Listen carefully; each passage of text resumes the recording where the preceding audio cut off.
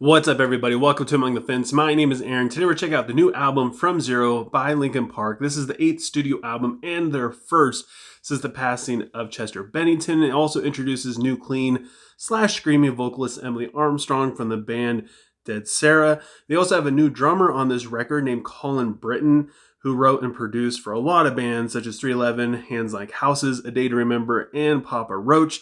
The original drummer, Robert Burden, didn't really want to come back to the band. He actually voiced before that he's been wanting to distance himself for quite a few years, and he didn't really feel like trying to recreate the past, and he wants to just kind of leave the past where it is, which I find to be pretty respectable. And speaking on recreating the past, after Chester passed away, there's been a lot of debate on what this band should do. Should they just call it quits? Should they continue without Chester? Should they replace him? And who should his replacement be? There's been a lot of speculation, and honestly, I find most of these opinions to be pretty valid. He was the voice of a generation. He was a huge part of a lot of fans' childhoods, and also for new fans who are just recently discovering this band, you can still find so much substance in his lyrics that are super relatable, and they also match up with the times that are going on now, even though a lot of his lyrics were a lot more specific to the years that they came out in, where he's talking about specific presidents and different political things and different social problems that were going on. I mean, you still feel it. It's not like these lyrics were written just to be catchy. These were well thought out lyrics that had a huge impact on just about everybody that heard them, especially at that time. All that to say, whoever was going to be his replacement was going to have a very hard time feeling like they were enough. They'd have a very hard time proving themselves, and it just wasn't going to be an easy role to fill. So when they announced that Emily Armstrong was going to be the one to fill that role, the world basically held a magnifying glass to her whole life. And there's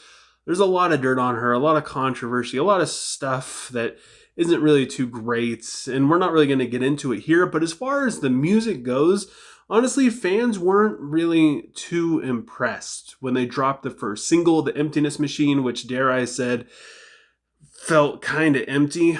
First off, I gotta say that this song doesn't really sound like Linkin Park. Mike is singing in the first verse and chorus, and then Emily takes over on the second one of each of those. Fans were demanding that Mike needs to rap in the verses, which I mean, it's understandable. You want to hear Linkin Park, especially after all the hype, and now they got a vocalist to cover Chester's parts, and I don't know.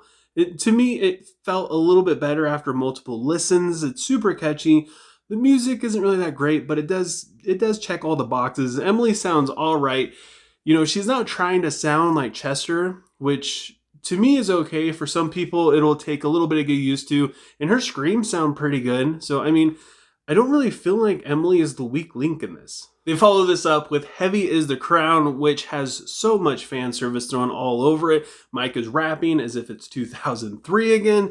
It's got a cool synth melody hanging out in the background. Emily's dirty vocals in the chorus bring out just enough grits. A lot of people were complaining, though, saying that with Chester, you could feel the hurt and the deep emotion in his vocals, and with Emily, you just hear a lot of anger and frustration.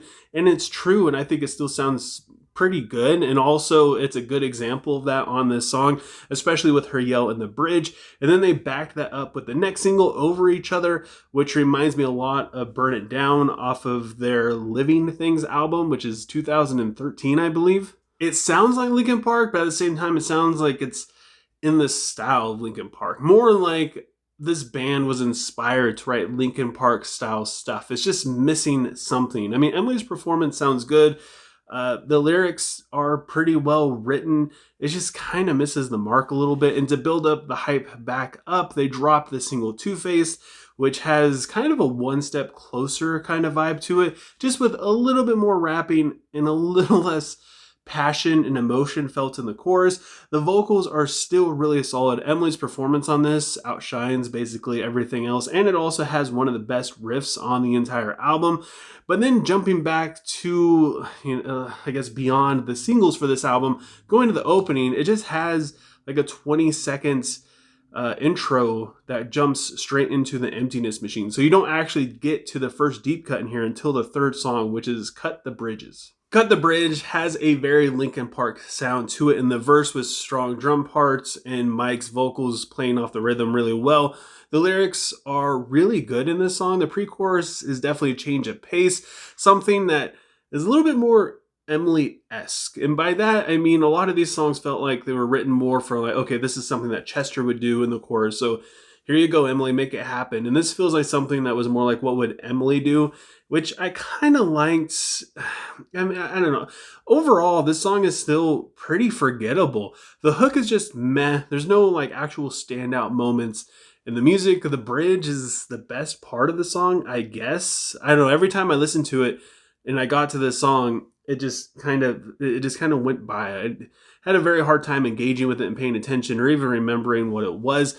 Then we have the song Casualty, which is good, but also one of the more weirder songs on this album. The riff is pretty unique. There's a lot of fuzz thrown in there. Mike's parts and the verses are so different from what we're used to. It sounds, I don't know, I kind of enjoyed it. It sounds like it has more of a punk influence. I mean, I know they're an alt metal band, but it sounds more alt industrial rock at this point. The chorus feels a little out of place with Emily's screams and the music sped up a little bit, but it still sounds so good. And it's one of my more favorite moments on this album where everything is kind of forgettable.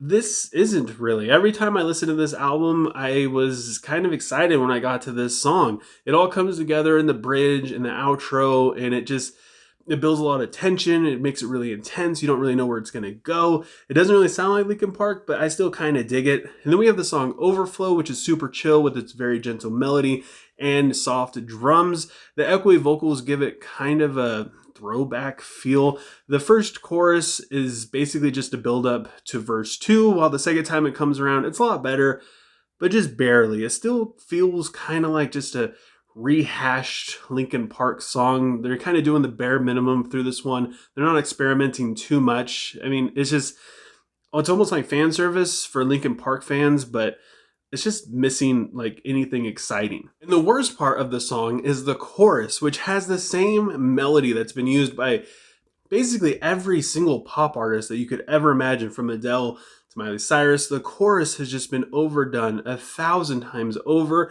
The lyrics are also awful, as it's about someone who's fake and doesn't really, I don't know, the song doesn't really say anything. It just kind of says the same thing over and over and over again. It doesn't really feel like it's going anywhere. And then we have the song IGYEIH, or I Give You Everything I Have, which was kind of in the same category in terms of it sounds very uninspiring, and it's just reused music and ideas. And at this point, it almost feels like the band doesn't really have anything else to really play off of. Their creativity's kind of run out at this point. The riff is one of the more basic guitar parts on this album, and the lyrics aren't great. It's about getting the short end of the stick, and they just kind of say that in a bunch of different ways. It lacks a lot of substance, and it feels like it just doesn't really go anywhere. And then we have the closing track, Good Things Go, which feels very empty and anticlimactic, making the whole record feel unfinished. It feels like it doesn't really go anywhere. The lyrics are boring. It's lacking a lot of passion. And when it's over, you're left feeling like you didn't do anything. You're missing something, you know? It feels like you just had background music on the whole time, or something that you can't really connect with. Linkin Park used to really speak to a generation, and it was music that spoke to your heart, and it just sunk into your soul, and you absolutely felt it. And I feel like this doesn't really have any of that. The lyrics are very superficial, and I feel like they phoned everything in, and they're kind of pandering to fans in that sense, trying to just be like, hey, we're Linkin Park, remember us? We used to do stuff like this. And they just kind of give it to you, which, I mean, it makes for a good listen if you're a Linkin Park fan that doesn't really care any other way. Like, you just want to hear something that sounds like that. But beyond like listening to this, you know, intentively and really paying attention to what you're hearing, I feel like it doesn't really have anything. The lyrics are just, they don't say anything. And I gotta say that this isn't Emily's fault. A lot of people are gonna blame Emily and say, I don't like Linkin Park because of her. But I feel like she did the best that she could, given, you know, all of her performances were fantastic within her abilities of growls and screams. she nailed it. I feel like she was one of the more better moments on a lot of these songs. It's just lacking enthusiasm in writing the motion. We used to get excited for a Linkin Park record because we felt like they had something to say, something to tell us. They had something on their chest, and the only way they could express it was through music. And this feels more like we need to release something, so we're just going to make music and just release it. So that way we could still stay relevant, show that we could still do this with a new band member and without an old drummer. And so that way we can make a little bit more money at the same time. And that's what it feels more like. It feels like an album that was made just to pump out music without really having any purpose. So with all that said, I gotta give From Zero a 4.8 out of 10. But I want to know what you guys think. I have a feeling there's going to be a lot of mixed reviews from, like I said, fans that just want to hear something that sounds like Linkin Park, as opposed to fans who want to hear something and feel something from Linkin Park. So leave a comment below letting me know what you thought of From Zero. Let me know what you'd rate it, what your favorite song is. Also, if you enjoyed this video, don't forget to give it a like. If you want to help support me and my channel further than that, don't forget to subscribe and ring the bell icon. Doing any of that stuff helps me out tremendously. And I just thank you so much for taking time out of your day to listen to me sit here and talk about music. And I hope you have a good rest of your day or night whenever you happen to be watching this. And I'll talk to you guys next time.